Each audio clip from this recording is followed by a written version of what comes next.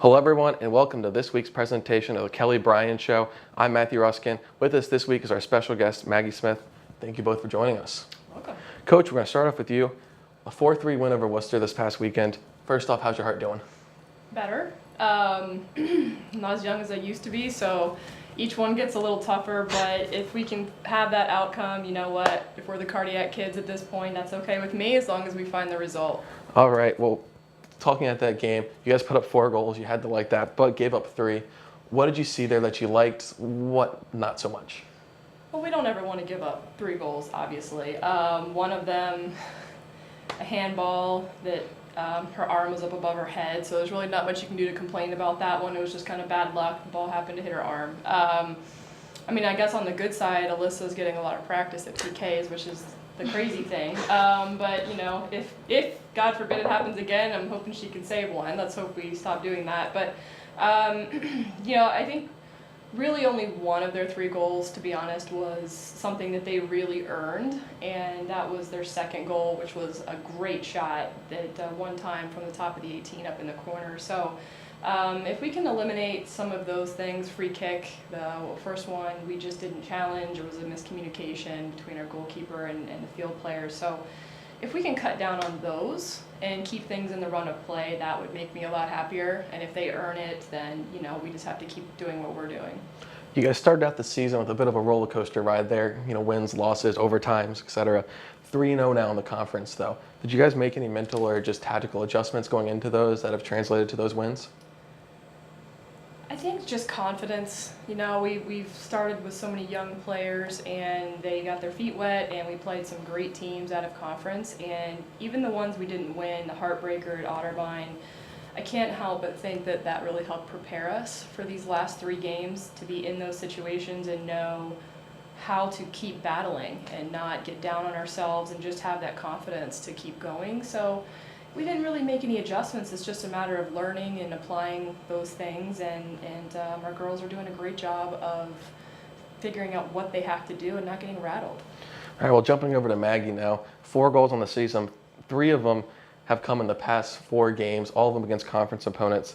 What has kind of changed for you out there coming into those conference games that all of a sudden you're getting these looks and putting them in? Well, for me, conference games are always the biggest deal of the whole season. Everything up to that is just practice, honestly, for conference games. So when we show up to a conference game, like, I'm going to want to put one away, absolutely. Then looking over last year versus this year, you only gave 1 assist last year. This year you already have 3. Did you make any adjustments to your game over the summer that's translated to that? I wouldn't say particularly over the summer. I was practicing passing or anything like that with Becca or anything, but just kind of like similar up to conference. Me and Becca have been practicing, working together all the time, every practice and everything, and we get put into the game together, and it just builds up, and eventually, I mean, her and I feed off each other better and better every day. So that's probably where the assists are coming in. And Coach, I'm going to flip that question over to you as well, because of course, you know, from the coach's standpoint, that's like some of that strategy you like to see as your forwards connecting. Have you noticed anything over last year to this year? Well, they just know each other better. You know, it's nice. It's nice to know where the other person's going to be or where you expect them to be.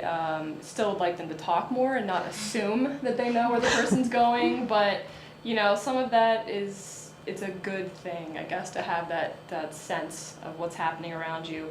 And just, like she said, you prep for these games. We want to win every game, no matter if it's conference or not, but it just gives you a different focus. You're familiar with your opponent.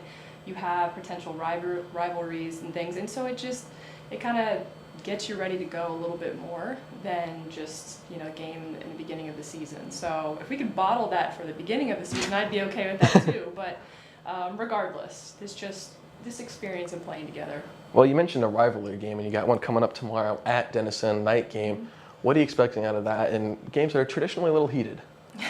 Well, yeah, great respect for Coach Murphy and her program and what she's done in her time there, and we just know that they're not going to want to give an inch, and neither are we. So we go in there, we're, you know, pretty comfortable playing there. It's just down the road. Their grass is a little higher than ours, but I think other than that, it's pretty much the same feeling. You know, they have a beautiful stadium when you walk in, so it just, for me personally, this isn't any greater of a rivalry game than the one we just played or the one before that. You know, it's every team has its own little things that you get fired up about, and so this one is just, you know, hey, I know they don't want to lose on their home field, and I know we want to take one, so it's just going to be a lot of fun.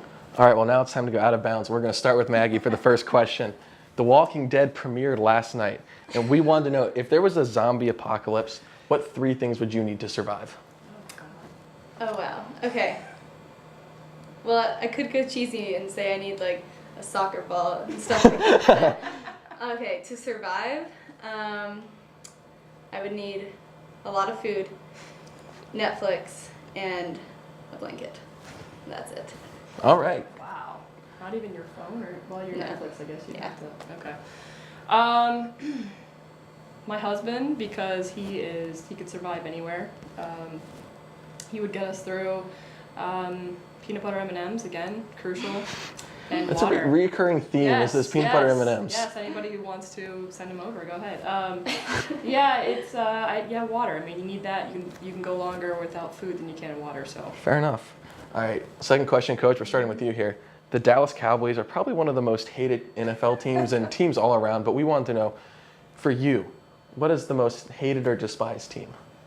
In any sport? In any sport, college, pro, Well, I'm an Ohio State fan, so I just guess I need to say Michigan. those so- guys up north, huh? Yeah, the team up north. I mean, I'm not like a lot of the crazy Ohio State fans, but, you know. You mean the Ohio State? The Ohio State University, yes. Yeah, I'll go with that.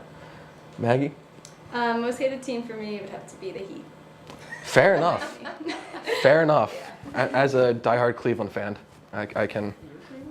No, I'm a Pacers fan. Oh, But yeah, that's right, I mean, the Heat. Got it. Everyone hates the Heat. Yes. Yeah. Even some Heat fans. All right, final question. Megan, we're starting with you. It is an agreed upon fact that women are always right. Correct? Yes. Of course. So, what happens when 2 women disagree? I guess they're just both right. Coach? Well, I would say the best way to avoid problems are to avoid conflict in the first place. So walk away and you both think you're right, and then you'll be okay. All right, well, there you have it, fans. And if you are in the area of Granville, Ohio, at 7 p.m., the ladies take on Denison, so I know they'd love your support. For the Kenyon Sports Connection, I'm Matthew Ruskan. Coach, Maggie, thank you for joining us. Thank you. Thank you.